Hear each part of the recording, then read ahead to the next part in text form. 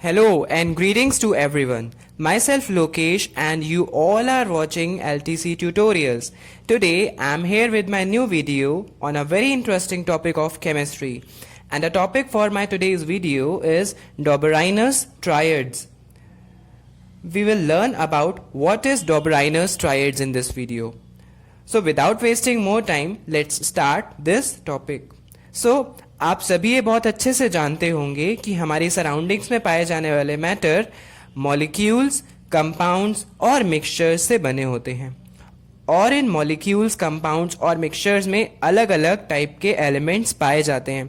अगर हम simple way में कहें तो ये मॉलिक्यूल्स, कंपाउंड्स और मिक्सचर्स ये सब अलग अलग एलिमेंट से मिलकर के बने होते हैं. They are made from that.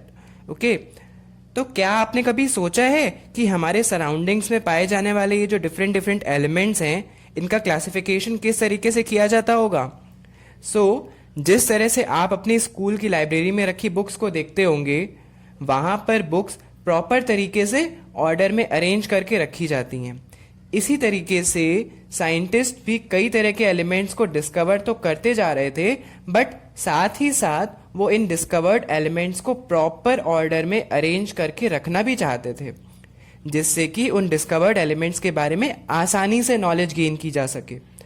बहुत सारे साइंटिस्ट्स ने अपने अलग अलग बेसिस पर एलिमेंट्स को क्लासिफाई करने के सुझाव दिए थे, लेकिन एट लास्ट साइंटिस्ट्स इस कंक्लूजन पर पहुंचे कि एलिमेंट्स को उनकी प्रॉपर्टीज के बेसिस पर क्लासिफाई किया जाए. क्या आपको पता है कि हमारे सराउंडिंग्स में कितने डिफरेंट एलिमेंट्स पाए जाते हैं या कितने डिफरेंट एलिमेंट्स एग्जिस्ट करते हैं? इफ नो, सो आज तक हमारे सराउंडिंग्स में 118 डिफरेंट एलिमेंट्स एग्जिस्ट करते हैं. Alright, 118 different elements are found till now. चलिए अब जान लेते हैं कि सबसे पहले कौन से साइंटिस्ट ऐसे थे जिन्होंने इन एलिमेंट्स का क्लासिफिकेशन करने के लिए अपने थॉट्स प्रेजेंट किए. तो एलिमेंट्स को क्लासिफाई करने का सबसे पहला अटेम्प्ट दिया था एक जर्मन साइंटिस्ट ने, जिनका नाम था जोहान वुल्फगैंग डोबेराइनर.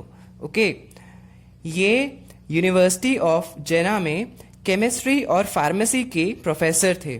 स्टूडेंट्स, 1829 में जब जोहान वुल्फगैंग डोबेराइनर एलिमेंट्स का क्लासिफिकेशन कर रहे थे तो उन्होंने एक चीज नोटिस करी. वो क्या होगी? तो उन्होंने जो चीज नोटिस करी वो ये थी कि जब वो एटॉमिक मास के बेसिस पर एलिमेंट्स का क्लासिफिकेशन कर रहे थे ना, तो उन्होंने पाया था कि कुछ 3 एलिमेंट्स के ग्रुप्स सिमिलर प्रॉपर्टी शो कर रहे हैं. एटॉमिक मास के बारे में तो आप सभी जानते ही होंगे कि किसी एलिमेंट का एटॉमिक मास उस एलिमेंट के एक एटम के मास के बराबर होता है, जिसको कि हम U से रिप्रेजेंट करते हैं. डोबेराइनर ने ऑब्जर्व ये किया कि कुछ 3 एलिमेंट्स के ग्रुप्स सिमिलर प्रॉपर्टी शो करते हैं जब उन्हें एटॉमिक मास के इंक्रीजिंग ऑर्डर में रखा जाता है. ठीक है, तो इनके ऑब्जर्वेशन में सबसे बड़ी, सबसे इंपॉर्टेंट और सबसे इंटरेस्टिंग बात जानने वाली ये थी कि 3 एलिमेंट्स के ग्रुप में जो बीच वाला यानी कि जो सेकेंड एलिमेंट होता है उसका जो एटॉमिक वेट होगा वो अप्रोक्सीमेटली इक्वल होगा बाकी दोनों एलिमेंट्स के एटॉमिक मासेस के एवरेज से. ठीक है, डोबेराइनर ने इन ग्रुप्स को ट्रायड्स बोला और लोग इन ग्रुप्स को डोबेराइनर्स ट्रायड्स के नाम से जानने लगे. डोबेराइनर्स ने जो 3 ट्रायड्स यानी कि जो 3 ग्रुप्स आइडेंटिफाई किए वो ये हैं. तो जो हमारा पहला ट्रायड उन्होंने जो दिया वो था लिथियम, सोडियम और पोटेशियम. यानी लिथियम जिसका कि सिंबल Li होता है और जिसका एटॉमिक वेट 6.9 U होता है. सोडियम जिसका कि सिंबल Na होता है और जिसका एटॉमिक वेट 23 U होता है. और पोटेशियम जिसका कि सिंबल K होता है और जिसका एटॉमिक वेट 39 U होता है. तो पहला ट्रायड इनका था लिथियम, सोडियम और पोटेशियम का. सेकेंड ट्रायड इनका था कैल्शियम जिसको कि हम लोग Ca, जिसका सिंबल Ca होता है और जिसका एटॉमिक वेट 40.1 U होता है. सेकेंड ट्रायड जो इनका था वो था स्ट्रोंटियम. सेकेंड ट्रायड में जो एलिमेंट था स्ट्रोंटियम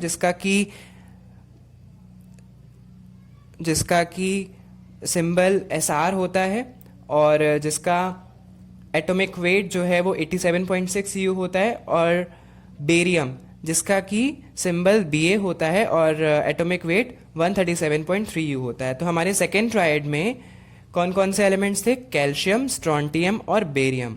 और जो हमारा थर्ड ट्रायड था डॉबर्नियर का, वो क्लोरीन, ब्रोमीन और आयोडीन। उसमें कौन कौन थे? क्लोरीन, ब्रोमीन और आयोडीन। क्लोरीन जिसका कि एटॉमिक वेट 35.5 U होता है और सिंबल Cl होता है। ब्रोमीन जिसका कि एटॉमिक वेट 80 U होता है और सिंबल Br होता है। और आयोडीन जिसका कि सिंबल I होता है और एटॉमिक वेट 127 U होता है। ठीक है। सो अगर हम फर्स्ट ट्रायड को देखें तो इसमें सेकेंड एलिमेंट है सोडियम और फर्स्ट और थर्ड एलिमेंट्स हैं लिथियम और पोटेशियम। सो अगर हम लिथियम और पोटेशियम का average atomic mass find out करें तो वो क्या होगा? वो होगा 6.9 U plus 39 U upon 2 which is equals to 22.95 U which is nothing but approximately या कह सकते हैं exactly equal to second element यानी सोडियम के एटॉमिक मास के। ठीक है। तो हमारा जो एवरेज एटॉमिक वेट आया वो आया 22.95 U और एक्चुअल जो एटॉमिक वेट होता है सोडियम का वो होता है 23 U।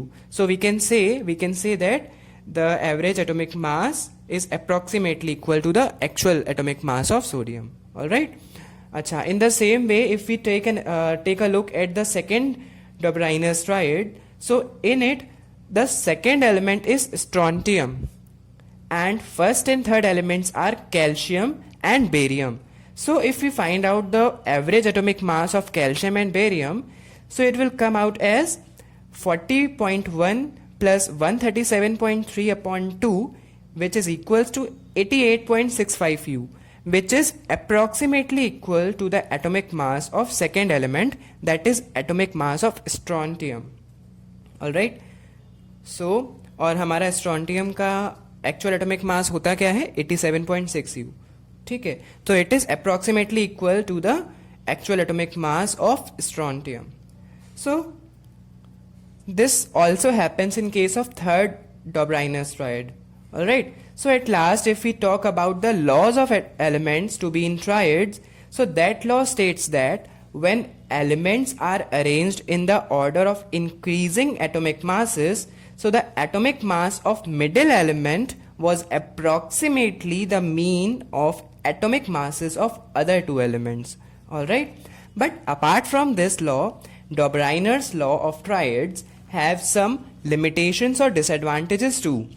One of the biggest disadvantage of Dobereiner's law of triads was that all the elements discovered at that time could not be classified into triads. Only 9 elements could be arranged in the triads.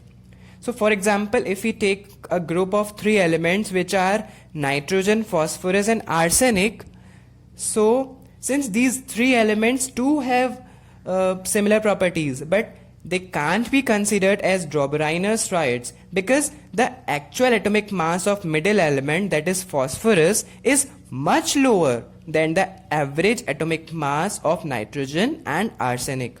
So this is all for today's topic. I hope you like my today's video. If you like my today's topic and found my videos very much helpful, so please thumbs up, share to everyone, and if you are new to my channel, so please subscribe and show your support.